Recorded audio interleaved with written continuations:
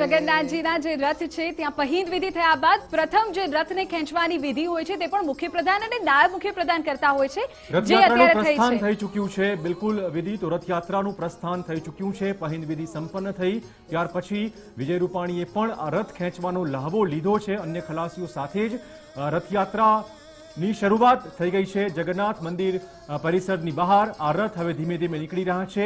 આ વખતની રથયાત્રા એનામાં વિશેષ એટલા માટે છે કેમ કે કર્ફ્યુના બંધનની વચ્ચે આ નગરચર્યાનું આયોજન કરવામાં આવ્યું છે। સરકારે ખૂબ વિચાર કર્યા પછી આ રથયાત્રાને આ વર્ષે પરમિશન આપી છે। કોરોનાનો કપરો કાળ ચાલી રહ્યું છે। 144મી રથયાત્રાનું પ્રસ્થાન થઈ ચૂક્યું છે।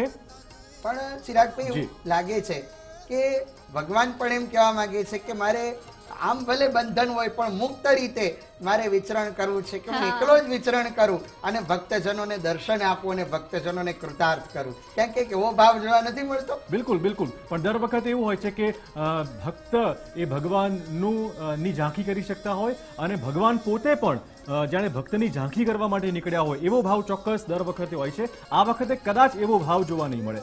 આ વખતે એવો ભાવ ભલે જોવા નહીં મળે પણ જે અંદરનો ઉદ્ગાર છે કે ભક્તની જે ભગવાન પ્રત્યેની આતુરતા છે, ભક્ત શું કહે છે ભગવાનને, આજે એને માર્ગને સાફ કર્યો છે, આજે શેરીઓ શણગારી છે મનથી, તો ભક્ત એમ કહે છે કે ચોક પુરાવો માટી રંગાવો આજ મોરે આ ઘરે આઈ। આજે પ્રિયતમ આવવાના છે માટે એરી સખી મંગલ ગાવો રી ધરતી અંબર સજાવો રી આજ મેરે ઉતરેગી પી કી સવારી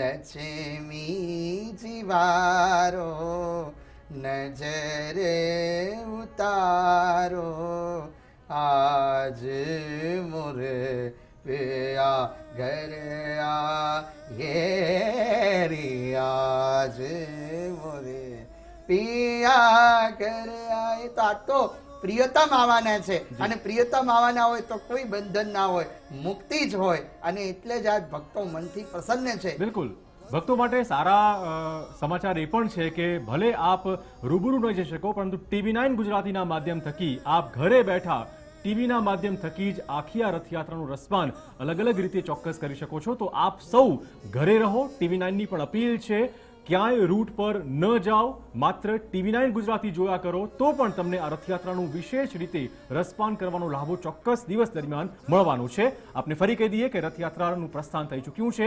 જગન્નાથ મંદિરની બહાર રથ આવી ચૂક્યા છે અને ખલાસીઓ દ્વારા હવે ધીમે ધીમે નિર્ધારિત રૂટ પર આ રથયાત્રા ફેરવવામાં આવશે।